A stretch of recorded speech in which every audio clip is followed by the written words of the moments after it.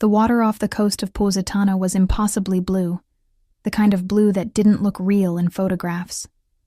Sloane Reed floated on her back, letting the Mediterranean sun warm her face while the gentle waves rocked her like a lullaby. This was exactly what she'd needed. Distance from Boston, from her failed engagement, from the life that had felt like it was strangling her. Here, she was just another tourist. Anonymous. Free. She'd been in Positano for 3 days, staying at a small hotel perched on the cliffs, spending her mornings swimming and her afternoons wandering the steep streets lined with lemon trees and bougainvillea. It was early, barely past dawn, and she had the beach almost entirely to herself. Just her, the water, and one older woman who'd arrived a few minutes ago and was now wading into the sea about 50 yards down the beach. Sloane watched idly as the woman went deeper, admiring her confidence. She looked to be in her early 60s, silver hair pulled back, moving with the ease of someone who knew these waters well. Sloane had been a competitive swimmer in college, had worked as a lifeguard during summers, and old habits died hard. She always kept an eye on other swimmers, even when she wasn't on duty. The woman dove under a wave and came up laughing, clearly enjoying herself. Sloane smiled and turned her attention back to the sky, planning her day. Maybe she'd hike up to the Path of the Gods. Maybe she'd just find a cafe and read for hours. The beauty of having no plan was a splash. Louder than it should have been. Sloane's head snapped toward where the woman had been. She was still there, but something was wrong. Her arms were thrashing, her movements panicked rather than purposeful. Even from this distance, Sloane could see the terror in the way she was fighting the water. Training kicked in before conscious thought could catch up. Sloane flipped onto her stomach and cut through the water with strong, efficient strokes. The distance closed quickly. 40 yards, 30, 20. She could hear the woman now, gasping and sputtering, trying to call for help but taking in water instead. "I've got you," Sloane shouted as she reached her. "Don't fight me." But panic had already taken over. The woman grabbed at Sloane desperately, fingers digging into her shoulders, pushing her under in her desperation to stay afloat. Sloane's head went under and water filled her nose and mouth. She kicked hard, breaking the surface, and tried again. "Ma'am, you have to let me—" Another hand on her head, pushing her down. This was the dangerous part, the part where scared people could drown their rescuers. Sloane dove down deliberately, breaking the woman's grip, and came up behind her. She got her arm across the woman's chest in a proper rescue hold and started kicking toward shore. "Stop fighting," she said firmly in the woman's ear. "I'm a trained lifeguard. I've got you.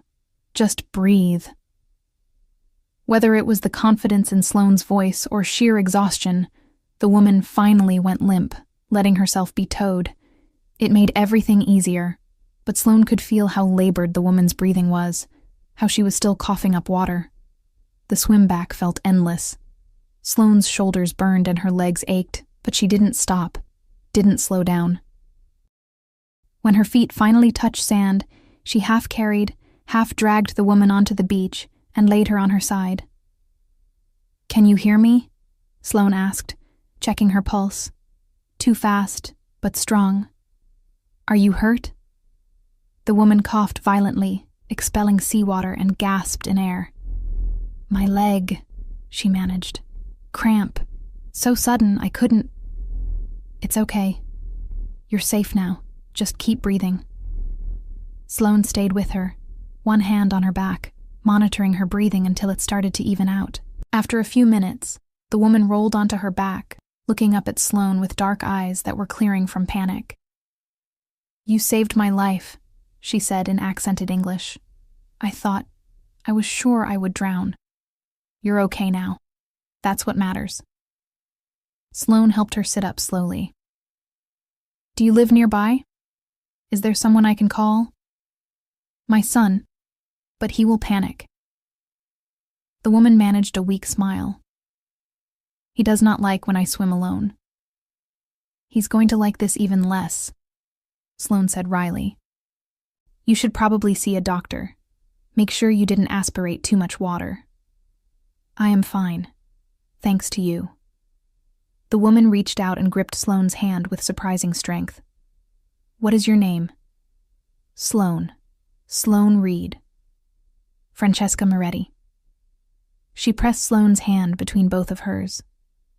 "I owe you my life, Sloane Reed. In my family, such debts are taken very seriously." Something in the way she said it, the formality, the weight, made Sloane pause, but she shook it off. The woman had just nearly drowned. Of course she was being dramatic. "You don't owe me anything. I'm just glad I was here."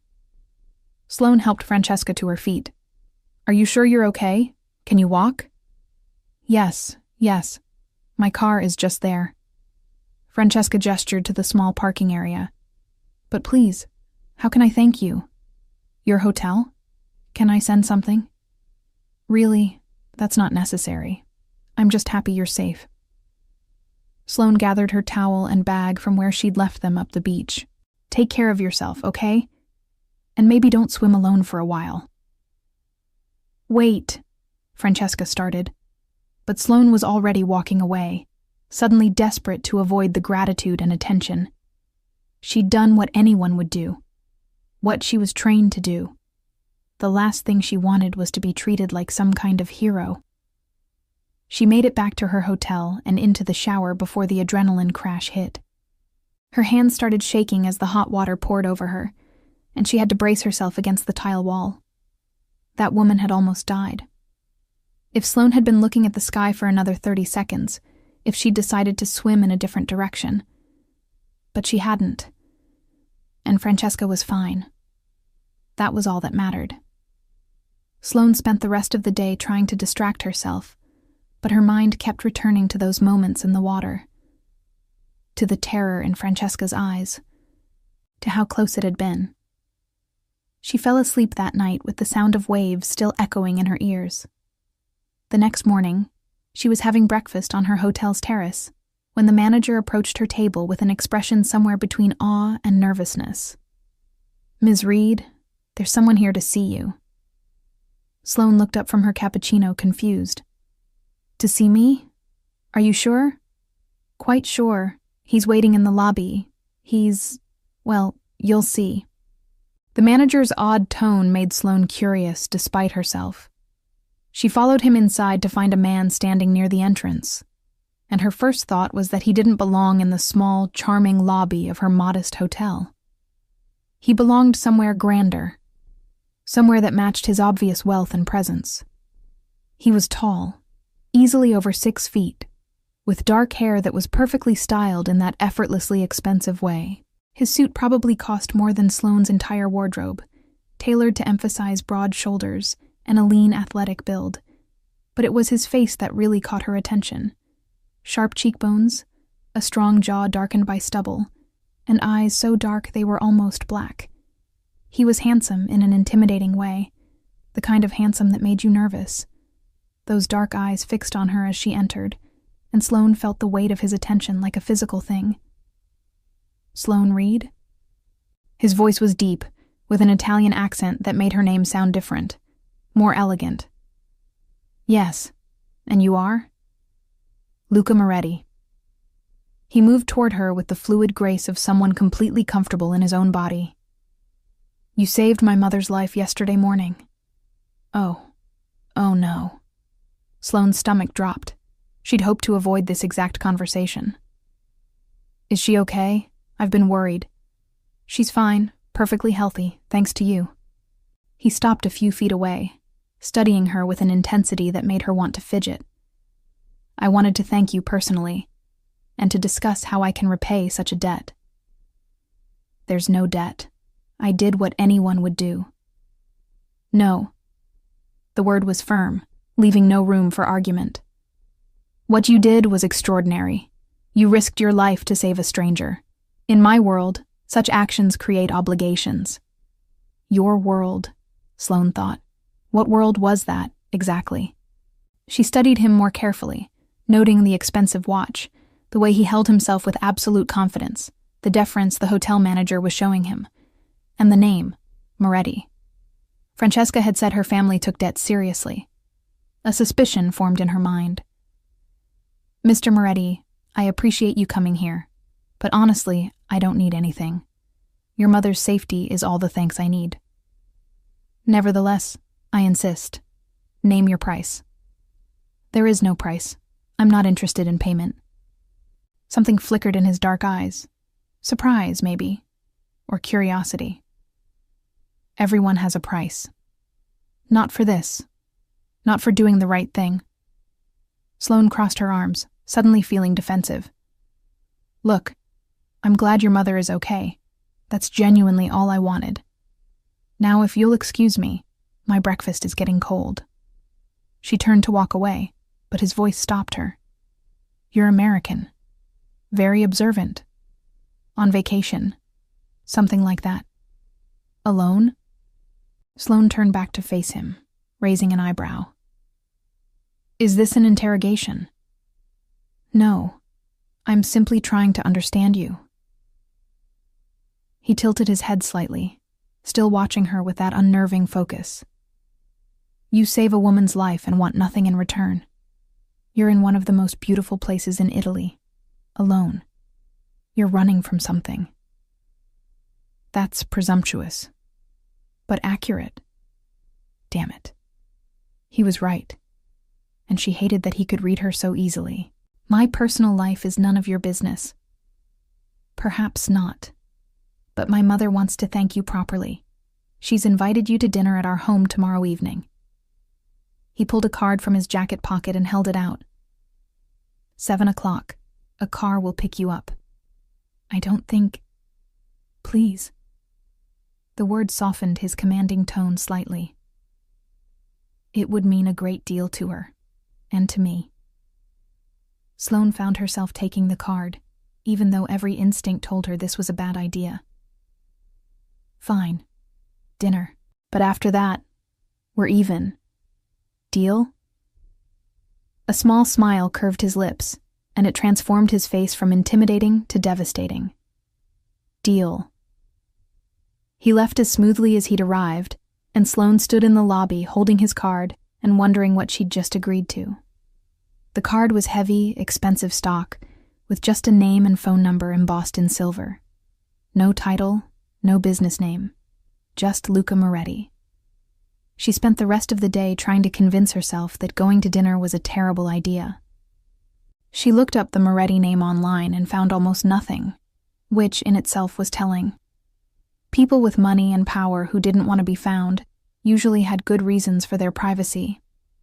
The few mentions she did find suggested the family was involved in import-export and various business interests in Campania, which could mean anything, or it could mean exactly what Sloane suspected it meant. But she'd made a promise. And despite her better judgment, she was curious about the intense man with the dark eyes, who looked at her like he was trying to solve a puzzle. The next evening, a sleek black car arrived exactly at 7. The driver was polite but silent, and Sloane watched the coastal road wind higher into the hills above Positano. The views were spectacular, the sea spreading endlessly to the horizon, the town below glowing in the early evening light. The Moretti home was not what she expected. It was beautiful, certainly, a sprawling villa with terracotta roof tiles and walls covered in flowering vines. But it was also somehow warm and welcoming rather than ostentatiously wealthy. It felt like a home, not a showpiece. Luca met her at the door, dressed more casually than before in dark pants and a white shirt with the sleeves rolled up. Sloane tried not to notice the way the shirt emphasized his olive skin and the strength of his forearms, or the way her pulse kicked up when he smiled at her. "Sloane, thank you for coming." "Thanks for inviting me." She'd agonized over what to wear and had finally settled on a simple sundress, nice enough to be respectful, but not trying too hard. From the way Luca's eyes traveled over her, lingering just long enough to be noticeable, she'd made the right choice. "My mother is in the garden. She's been looking forward to this all day." He led her through the villa, and Sloane couldn't help noticing the details. Family photos on the walls, comfortable furniture that showed signs of actual use, fresh flowers everywhere. This was a home where people lived and loved, not just a display of wealth. The garden was terraced into the hillside, with lemon trees and roses and herbs growing in wild profusion. Francesca sat at a table under a pergola covered in wisteria, and her face lit up when she saw Sloane. "My angel." She rose and pulled Sloane into an embrace that smelled of jasmine perfume and something baking. "You came. I was afraid you would refuse." "How could I refuse after everything?" Sloane returned the hug, genuinely happy to see that Francesca looked healthy and vibrant. "Come, sit. We eat soon. But first, wine and conversation." Francesca patted the chair beside her, and Luca took the seat across from them, pouring deep red wine into crystal glasses. The evening was magical in a way Sloane hadn't expected. Francesca was warm and funny, telling stories about raising Luca and managing the family businesses after her husband died. Luca was more reserved, but had a dry wit that made Sloane laugh. The food was incredible. Course after course of perfectly prepared Italian dishes that Francesca had cooked herself. "You did all this?" Sloane asked, overwhelmed by the spread. "Of course. How else do I show my gratitude?" Francesca reached over and squeezed her hand. "You gave me more time with my son, with my future grandchildren, with this life I love. No amount of food can repay that, but I try. It's wonderful. All of it."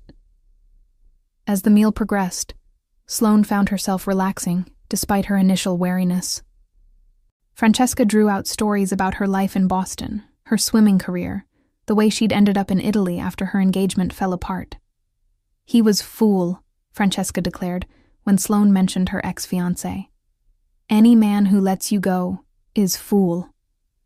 Luca had been quiet for most of this part of the conversation, but his eyes never left Sloane's face. She could feel the weight of his attention even when she wasn't looking at him, and it made her hyper-aware of every movement, every word. When Francesca excused herself to get dessert despite both Sloane's and Luca's protests, Sloane found herself alone with him for the first time since the hotel lobby. "Your mother is wonderful," she said, suddenly nervous. "She is. And she's right. Your ex-fiancé was a fool." The compliment, delivered in that deep voice with that steady gaze, made heat rise in Sloane's cheeks. "You don't even know what happened." "I don't need to. I can see what he lost." "You're very direct." "I don't see the point in being otherwise. Life is too short for games." He leaned forward slightly. "You intrigue me, Sloane Reed. Beautiful American who saves lives and asks for nothing, who runs from a broken engagement but still smiles like she believes in happiness. Who are you?" "I could ask you the same thing. You're not exactly an open book. What do you want to know?" "What you do. Why your mother spoke about debts so seriously. Why you looked up a stranger and tracked her down just to say thank you." "I run the family business. Shipping, imports, some real estate. As for debts..." He paused, choosing his words carefully. "My family has always believed in honor, in repaying what we owe. And I didn't track you down just to say thank you. I tracked you down because I wanted to meet the woman brave enough to risk her life for my mother." It wasn't quite an answer, but Sloane let it go. She had her suspicions about what family business meant. But in this moment, with the scent of jasmine in the air and the warmth of wine in her veins, she didn't want to push. Francesca returned with tiramisu and espresso, and the conversation turned lighter. But Sloane remained acutely aware of Luca's presence across the table, the way he watched her, the small smile that played at his lips when she laughed at his mother's stories. When the evening finally ended and Luca walked her to the car, Sloane felt strangely reluctant to leave. "Thank you for tonight," she said. "It was lovely. It doesn't have to end here." Her heart did a small flip. "What do you mean?" "Have dinner with me. Tomorrow night. Just the two of us." "I don't think that's a good idea." "Why not?" "Because you're dangerous," she thought, Because I can feel myself wanting to say yes, and that terrifies me. Because I don't know you, and because I'm only here for another week. All the more reason to say yes. A week is long enough to get to know someone, and short enough that there's no pressure. He stepped closer, and Sloane had to tilt her head back to maintain eye contact. I want to show you my Positano, the places tourists don't see. Let me. She should say no. Every rational part of her brain screamed that getting involved with a man like Luca Moretti, mysterious, powerful, probably dangerous, was a terrible idea. But she was so tired of being rational, of being careful, of protecting herself from every possible risk. Okay, she heard herself say. Dinner tomorrow. His smile was slow and satisfied. I'll pick you up at 7. As the car drove her back to her hotel, Sloane touched her fingers to her lips, which were tingling with the memory of how close he'd stood. What was she doing? She'd come to Italy to find herself, not to get swept up in some romantic fantasy with a man who looked at her like he wanted to devour her. But God, the way he'd looked at her, like she was the most fascinating thing he'd ever seen, like she was worth pursuing, worth knowing, worth everything. Maybe one dinner wouldn't hurt. Maybe she could have this one perfect evening and then go back to her safe, careful life in Boston with a beautiful memory. Even as she thought it, she knew she was lying to herself. One dinner with Luca Moretti was never going to be enough. The next evening, Luca arrived at her hotel in a classic convertible that looked like something from a movie. All sleek lines and vintage Italian elegance. He got out to open her door, and Sloane tried not to stare. He was wearing dark pants and a charcoal shirt that made his dark eyes look even darker, and the late sun caught the silver at his temples. You look beautiful, he said simply, and the way his gaze traveled over her sundress made her skin warm. You clean up pretty well yourself. He smiled and held the car door open. Shall we? They drove north along the coast with the top down, the wind catching Sloane's hair and the sea stretching endlessly beside them. Luca drove with easy confidence, one hand on the wheel, completely at home on the winding coastal road. Where are we going? Sloane asked, having to raise her voice slightly over the wind. You'll see. It's a surprise. They ended up in a small village so tiny Sloane would never have found it on her own. Just a cluster of buildings perched on a cliff, with a small harbor far below. Luca parked and led her down a steep path cut into the rock face, and Sloane's breath caught when she saw what was at the bottom. A tiny restaurant, barely more than a few tables on a wooden deck that extended out over the water. The sun was setting, painting everything gold and orange and pink, and the reflection off the sea was almost too beautiful to be real. How did you find this place? Sloane breathed. I've known about it since I was a child. My father used to bring me here. He held out a chair for her at the table closest to the water. The owner is a friend. He doesn't advertise, doesn't take reservations from tourists. But for me, he makes an exception. I feel like I should be taking pictures or something. Proof that places this beautiful actually exist. No pictures. Just experience it. Be here. So she did. She let herself sink into the moment. The gentle sound of waves against the supports below them, the warmth of the fading sun on her shoulders, the way the light caught Luca's face and made him look almost unbearably handsome. They ordered simply. Fresh fish, local wine, bread still warm from the oven. And they talked. Really talked. Not small talk or polite getting-to-know-you questions, but real conversation. Luca asked about her swimming career, and she told him about the discipline it required, the early mornings and aching muscles, the way the water had always been her sanctuary. Is that why you were swimming that morning? He asked. For sanctuary? Maybe. Everything felt complicated, and the water makes everything simple. It's just you, and the movement, and the rhythm. She took a sip of wine. Why did your mother say your family takes debts seriously? When she said it, it sounded like more than just gratitude. Because it is. He leaned back in his chair, studying her. My family has certain traditions, codes we live by. Honor, loyalty, the settling of debts. When someone saves a life in our family, that creates a bond, an obligation. That sounds very formal. It is, but it's also how we've survived for generations. He paused. You want to ask about the family business? Ask. Sloane met his eyes. What is it really? Not the official version. We handle things that need handling, resolve disputes, provide protection, manage interests that require discretion. His gaze never wavered. I won't lie to you, Sloane. My world isn't always clean or legal, but we have rules. We don't hurt innocents.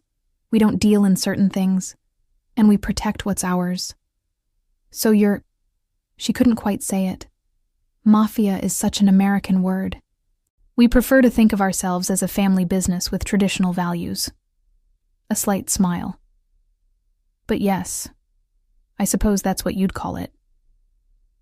Sloane should have been scared. Should have made an excuse and left. But instead, she just looked at him, this dangerous, beautiful man who'd been nothing but respectful to her, and said, Okay.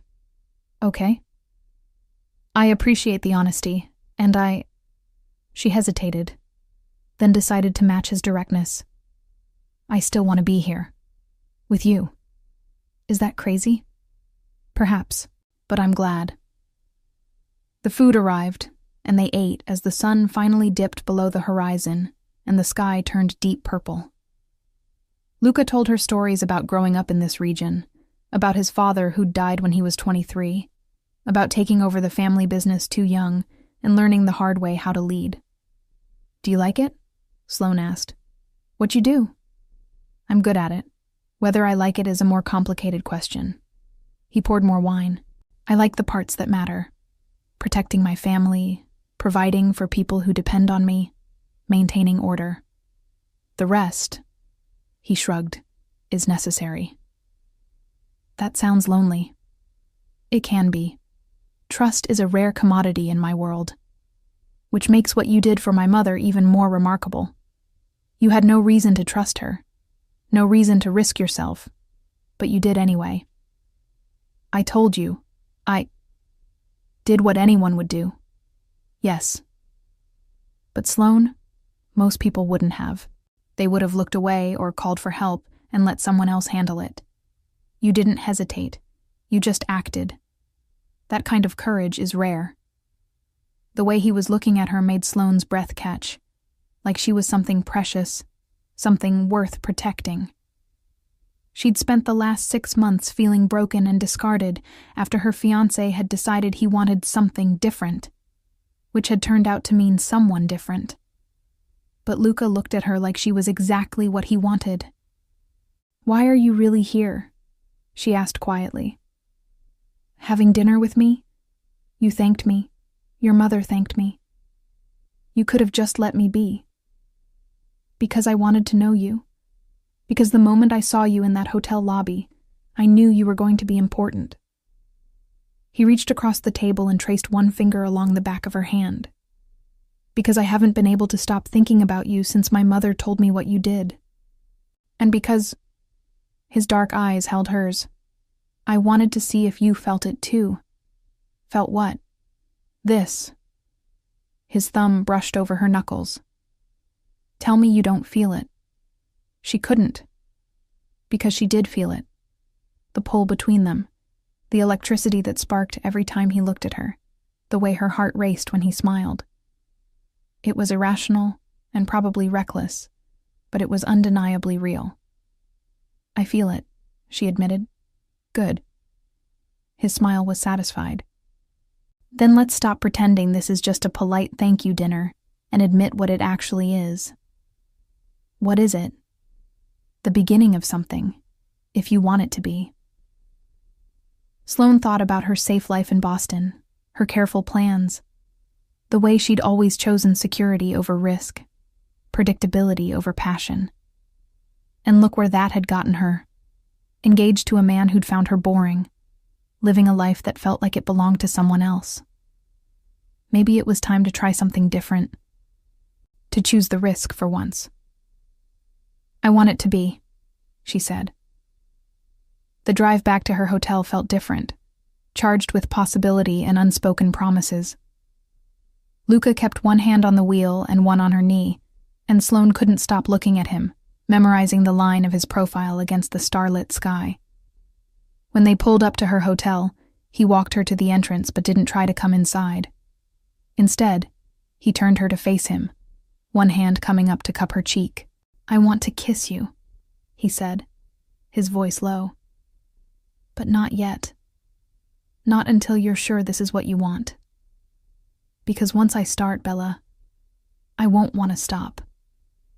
The promise in his words sent heat pooling low in her stomach. "What if I'm already sure? Then tomorrow I'll show you more of my world. And the day after that. And the day after that. Until you run out of time here and have to decide what comes next." That sounds like a plan. It's a warning. I don't do casual, Sloane. When I want something, I pursue it completely. And I want you. She should have been intimidated by the intensity of his declaration. Instead, she felt desired in a way she'd never experienced before. Wanted not despite her strength and independence, but because of it. "Then I guess I should warn you too," she said, surprising herself with her boldness. "I don't do casual either, and I don't let people tell me what to do." His laugh was low and genuine. "I wouldn't expect anything less." He pressed a kiss to her forehead, lingering just long enough to make her want more. "Sleep well, Bella. I'll see you tomorrow." She watched him drive away, and then floated up to her room, feeling like she was living in someone else's life. A better, braver version of herself, who said yes to handsome, dangerous men, and didn't worry about consequences. The next 5 days were a blur of sensations, and moments that Sloane knew she'd remember for the rest of her life. Luca was true to his word. He showed her his Positano, his Italy. Not the tourist version, but the real thing.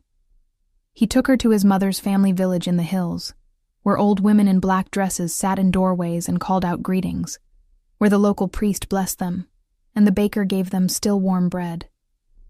He showed her the house where he'd grown up, the room where he'd hidden when his parents fought, the garden where his father was buried. They spent an afternoon on his boat, not the yacht Sloane had expected, but a classic wooden sailing vessel that required actual skill to operate. Luca let her take the helm, standing behind her with his arms bracketing hers on the wheel, his chest warm against her back as he murmured instructions in her ear. They climbed to the path of the gods at sunrise and watched the light paint the coast gold and pink. They ate at tiny family restaurants where everyone knew Luca's name and treated Sloane like she belonged. They walked through lemon groves and talked about everything and nothing. And through it all, there was the building tension.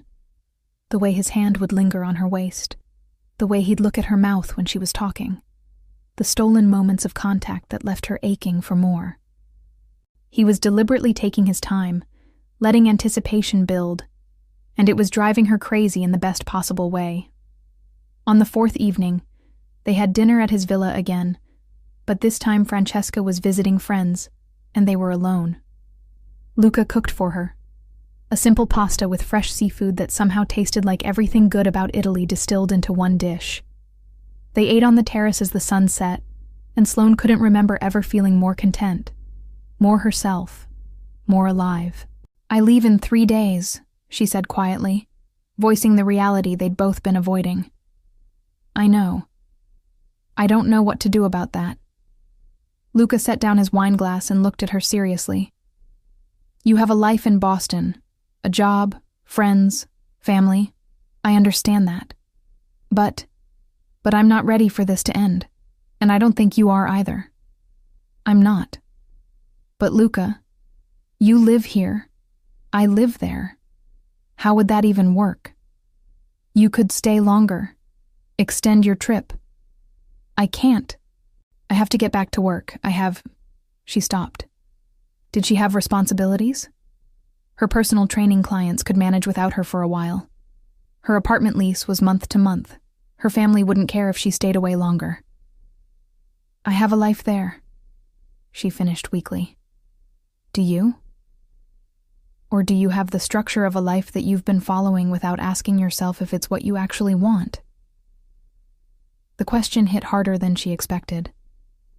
Because he was right. She'd built a perfectly acceptable life in Boston. But acceptable wasn't the same as fulfilling. She'd been going through the motions, waiting for something to change. Never quite happy, but never unhappy enough to make a change. What are you suggesting? She asked. I'm suggesting you give yourself permission to want something different, to choose something that scares you. He reached across the table and took her hand. Stay in Italy. Not forever. Not with any promises or expectations. Just stay a while longer. See where this goes. That's crazy. Perhaps, but so is flying home and spending the rest of your life wondering what might have happened if you'd been brave enough to stay. Sloane looked at their joined hands, at the way his thumb was tracing circles on her skin, and felt the pull of possibility. What if she did stay? What if she gave herself permission to live spontaneously for once, to follow her heart instead of her careful plans? I'd need to make some calls, she heard herself say. Arrange things. Is that a yes? It's a maybe, a probably. She looked up and met his eyes. I want to stay. I want to see where this goes. But I'm terrified. Good, that means it matters. He stood and pulled her to her feet, drawing her close. Be terrified. Be brave. Be here with me. And then, finally, he kissed her. It started soft, a gentle press of lips, a question more than a demand. But when Sloane sighed and melted into him, when her hands came up to grip his shoulders, something shifted. The kiss deepened, became urgent and consuming. His hands slid into her hair, tilting her head to change the angle, and Sloane pressed closer, desperate to eliminate any space between them. When they finally broke apart, both breathing hard, Luca rested his forehead against hers. Stay, he whispered. Please, Bella. Stay. Okay, she breathed. I'll stay. His smile was brilliant and relieved, and then he was kissing her again, walking her backward through the French doors into the villa. They made it as far as the living room before Sloane's back hit the wall, and Luca's mouth moved to her neck, her shoulder, the curve of her collarbone. Tell me to stop, he murmured against her skin. Tell me if this is too fast. Don't stop, she managed, her fingers working the buttons of his shirt. Don't you dare stop. So he didn't. They made it upstairs eventually, leaving a trail of discarded clothing on the steps. Luca's bedroom was all dark wood and white linens, with windows that looked out over the darkened sea. He laid her on the bed with a reverence that made her chest ache. And then his mouth was on hers again, his hands mapping every inch of her skin like he was memorizing her. You're beautiful, he murmured, his lips tracing the curve of her hip. So damn beautiful. Sloane pulled him up to kiss her again, wrapping her legs around his waist, and felt the last of her reservations dissolve. This was right. This was real. Whatever happened next, she wanted this moment with this man who looked at her like she was everything. They came together slowly, savoring every sensation, every sigh and gasp. Luca held her gaze as they moved together, his dark eyes intense and vulnerable in a way that made her feel like she was seeing the real him. Not the dangerous boss or the devoted son, but just the man underneath all of it. Sloane, he breathed as they climbed higher together. My Sloane. Hearing him claim her sent her over the edge, and she cried out his name as pleasure washed over her in waves. He followed moments later, burying his face in her neck and holding her like she might disappear if he let go. Afterward, they lay tangled together, sweaty and satisfied, and Sloane had never felt more right about a decision in her life.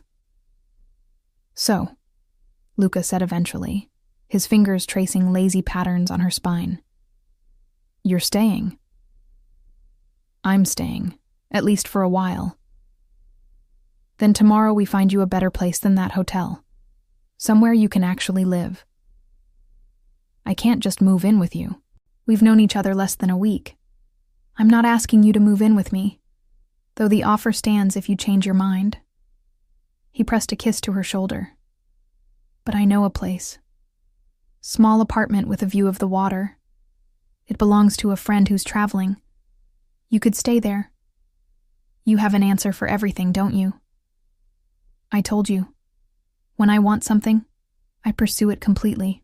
He rolled her beneath him, settling between her thighs with a smile that was equal parts tender and predatory.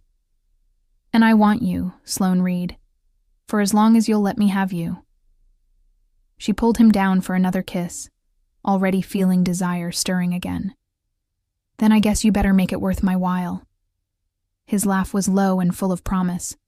That, Bella, I can guarantee. The next few weeks fell into a rhythm that felt almost domestic. Sloane moved into the apartment Luca had arranged, a charming space in the old town with a tiny balcony overlooking the sea. She extended her stay indefinitely, using savings she'd been hoarding for a wedding that would never happen. She spent her mornings swimming and her afternoons exploring, slowly learning the rhythms of life in southern Italy. And her evenings belonged to Luca. Sometimes they'd have dinner with Francesca, who'd adopted Sloane as a surrogate daughter and was not subtle about her hopes for their relationship. Sometimes they'd go out, to restaurants or bars or events where Sloane got glimpses of the world Luca inhabited. She watched how people treated him with a mixture of respect and wariness, how a word from him could change the atmosphere in a room. But most often, they'd be alone, cooking together in his kitchen or hers, talking for hours on his terrace under the stars, making love slowly and thoroughly, learning what made each other gasp and sigh. Sloane learned that Luca was more than the dangerous exterior. He was thoughtful and surprisingly gentle, with a dry sense of humor that caught her off guard. He read voraciously, mostly history and philosophy. He was devoted to his mother and to the handful of people he truly trusted. And he was surprisingly vulnerable when they were alone, letting her see the parts of himself he kept hidden from everyone else. She learned that he'd never wanted the life he had, that he'd dreamed of being an architect, of creating beautiful things instead of managing dangerous ones, that he carried the weight of his father's legacy and the expectations of their family like a physical burden. "But you're good at it," she said one night as they lay in his bed, her head on his chest and his fingers tangled in her hair. "Being good at something doesn't mean it's what you're meant to do. Then why do it?" "Because when my father died, I had a choice. Take over or watch everything he built crumble. Watch the people who depended on us lose their protection. Let our enemies think we were weak." His arms tightened around her. "It wasn't really a choice at all." "That's not fair. You were so young. Life rarely is fair, but I've made peace with it. This is who I am now, for better or worse." Sloane kissed his chest, right over his heart. "For better, I think." 6 weeks into her extended stay, Sloane was at the market buying vegetables when she noticed the man. He was standing across the square, watching her with an intensity that made her skin prickle. When she caught his eye, he didn't look away, just smiled slightly and raised his coffee cup in a mock toast. She hurried through the rest of her shopping and headed back to her apartment, unable to shake the feeling of being watched. It was probably nothing. Tourists and locals alike stared at the attractive American woman who'd appeared in their midst. But something about the way he'd looked at her felt different. Purposeful. She mentioned it to Luca that evening, trying to make it sound casual. His reaction was immediate and intense. "Describe him." "I don't know. Tall, maybe 40. Dark hair, expensive sunglasses. He was just standing there watching me, and when I looked at him, he smiled like he knew something I didn't." Luca's jaw tightened, and he pulled out his phone, making a call in rapid Italian. When he hung up, His expression was grim. "What's going on?" Sloane asked, suddenly nervous. "It's probably nothing, but I'm going to have someone stay close to you for a few days, just as a precaution." "Luca, you're scaring me." He pulled her into his arms. "I'm not trying to scare you. I'm trying to keep you safe. The man you described, I think I know who he is. Someone connected to a family we have certain tensions with. If he's here, it's not a coincidence."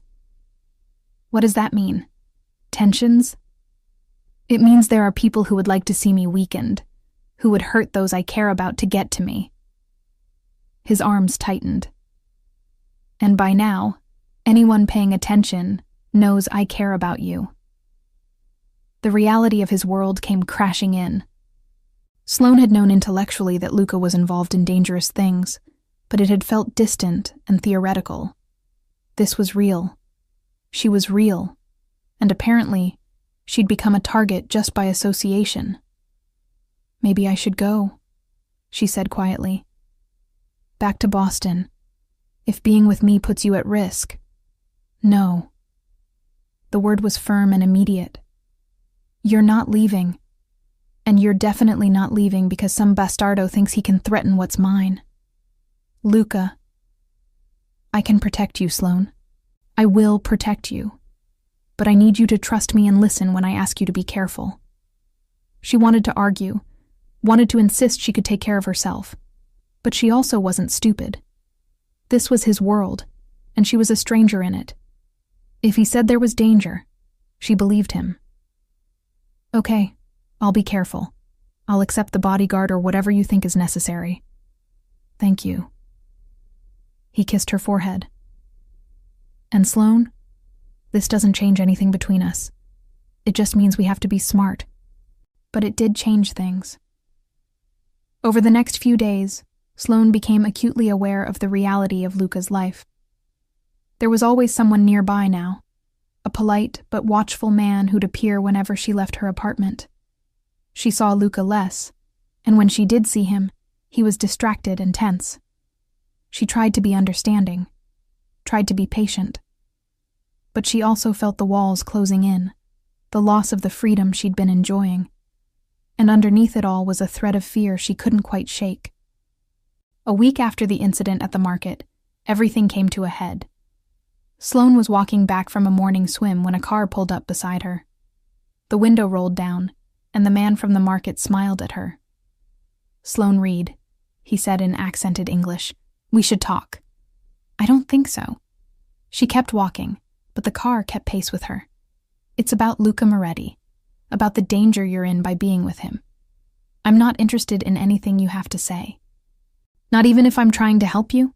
To warn you about what kind of man he really is?" Sloane stopped and faced the car, anger overriding her fear. "I know exactly what kind of man he is, and I also know you're trying to use me to get to him. It's not going to work." The man's smile didn't waver.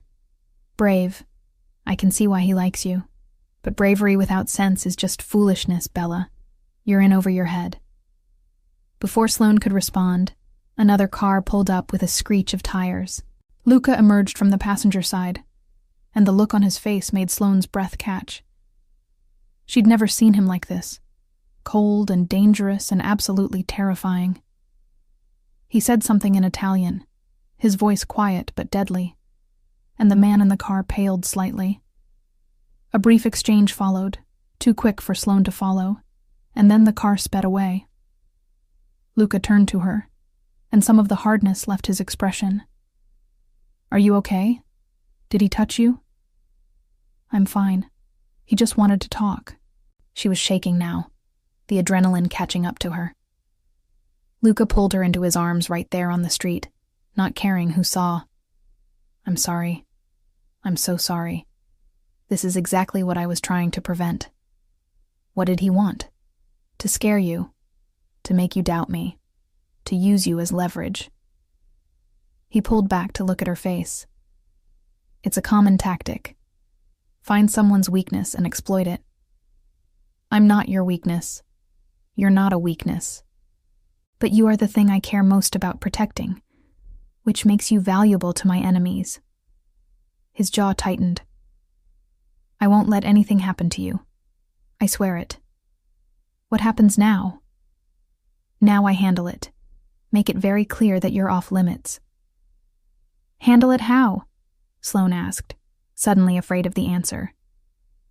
You don't need to know the details. Just trust that it will be resolved. Luca? No, Sloane. This is my world, my rules. You don't get to be part of certain things. His tone softened. I'm not trying to shut you out. I'm trying to keep you clean of this. You deserve that. That night, Luca didn't come to her apartment like he usually did. Sloane waited up, watching her phone, until finally a text came through at 2 a.m.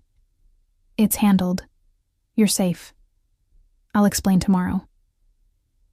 She fell asleep on the couch, and when she woke, Luca was there. He looked exhausted, with shadows under his eyes and tension in every line of his body. But when she reached for him, he came to her immediately, burying his face in her hair. Is it over? She asked. Yes. They won't bother you again, or anyone else I care about. What did you do? What needed to be done? He pulled back to look at her. I won't apologize for protecting you, but I understand if this is too much. If you want to go back to Boston, back to your safe life, I'll arrange it. No hard feelings, no guilt. Sloane studied his face, the exhaustion, the vulnerability hidden under the hardness. She thought about the past weeks, about how alive she'd felt here with him, about the way he looked at her like she was precious, about the life she'd left behind that had felt like a prison of routine and low expectations. I don't want to go back, she said quietly, but I need to know that this won't be our life. Constantly looking over our shoulders, dealing with threats. It won't be. What happened yesterday was unusual, a test by someone who wanted to see if they could find a weakness. I've made it very clear that you're protected by the full weight of my family. No one will touch you now. He cupped her face in his hands.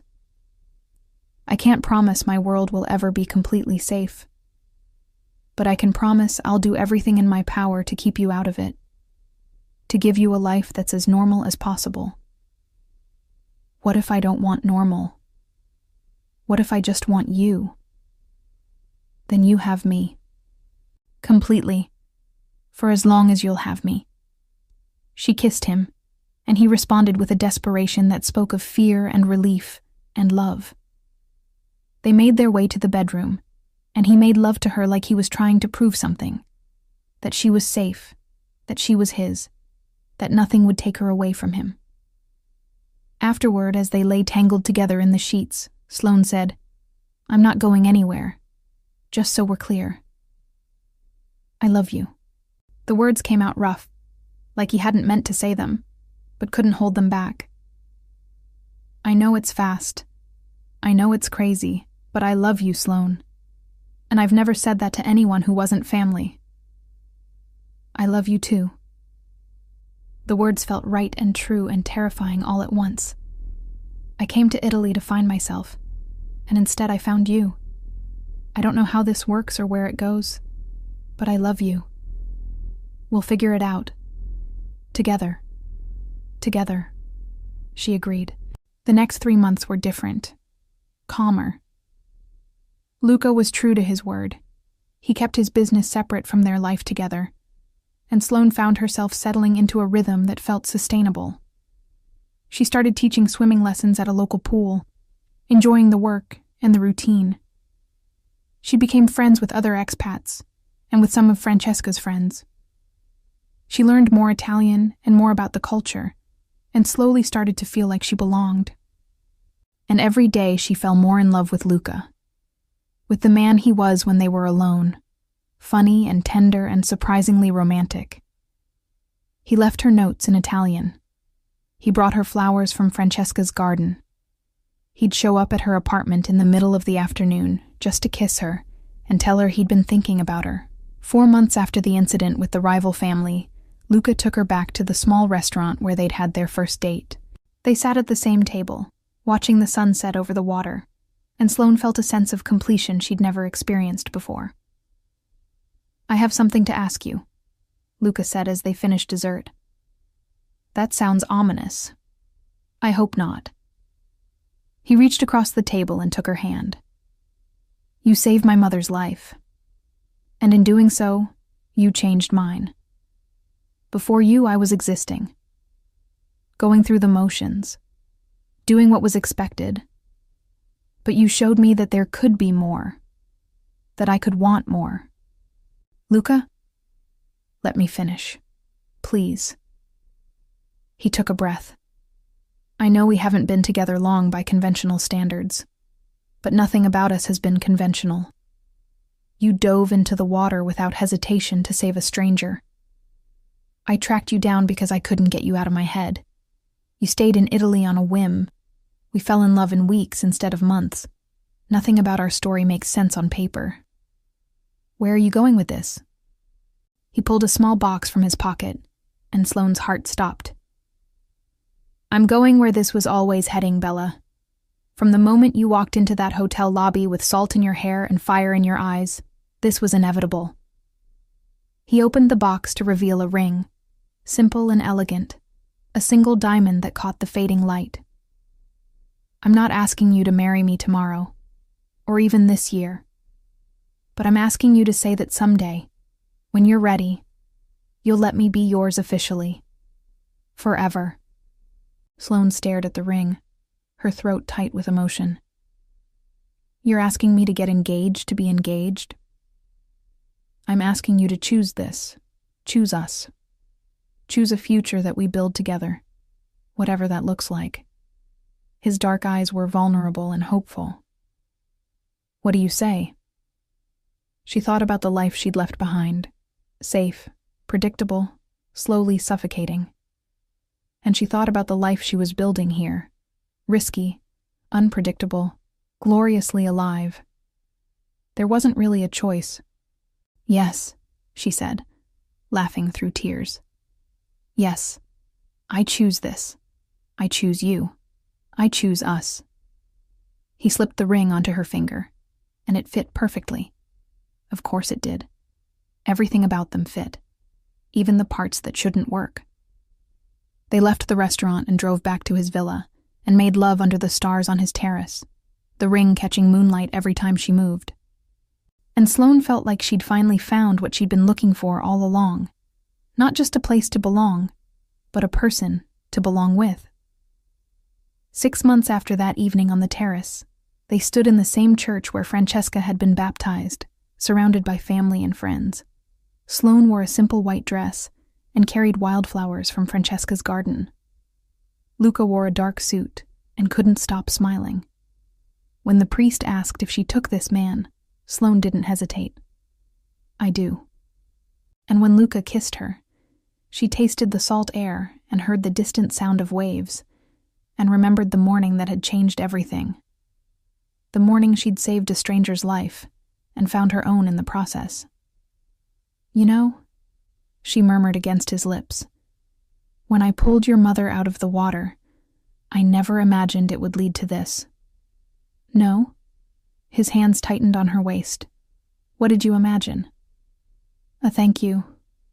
Maybe some flowers." Not falling in love with her impossibly stubborn, dangerously charming son, and moving to Italy permanently. "Life is full of surprises, Bella." "The best kind," she agreed, and kissed him again while their families cheered, and Francesca cried happy tears.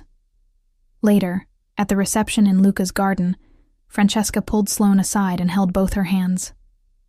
"I tell you that day, my family takes debts seriously. I remember. You saved my life, and now you save his too. You give him reason to live, not just exist. You give him love." Francesca's eyes were bright with tears. "Thank you. For jumping in the water, for being brave, for choosing my son." "I'd do it again," Sloane said honestly. "Every time. I know you would. That is why you are perfect for him. You are strong like water, gentle most of the time, but fierce when needed." She pulled Sloane into a hug. Welcome to family, figlia mia, my daughter. As the sun set over the coast and music filled the garden, Sloane danced with her husband and thought about how one moment of courage could change everything. How sometimes the best decisions were the ones that scared you. How love didn't always make sense but was worth choosing anyway. "What are you thinking?" Luca asked, his lips against her temple. "I'm thinking I should have known that night at the hospital, when your mother said your family takes debts seriously, that I was in trouble. Too late now. You're mine. Forever." "Yours forever," she agreed. "And you're mine." "The best deal I've ever made," he said, and spun her under the stars while the Mediterranean breeze carried the scent of jasmine and lemons and the promise of all their tomorrows. If you loved Sloane and Luca's story of courage, passion, and choosing love even when it scares you, make sure to subscribe to the channel. Drop a comment and tell me your favorite moment. Was it when she fearlessly saved Francesca? The romantic first date at sunset? Or that intense moment when Luca told her she belongs to him? Hit that notification bell so you never miss a story about love that defies expectations and the courage to build a life that feels truly alive. Remember, sometimes the bravest thing you can do is jump in without knowing where you'll land. Until next time, keep believing in love that's worth the risk. Ciao, Bella.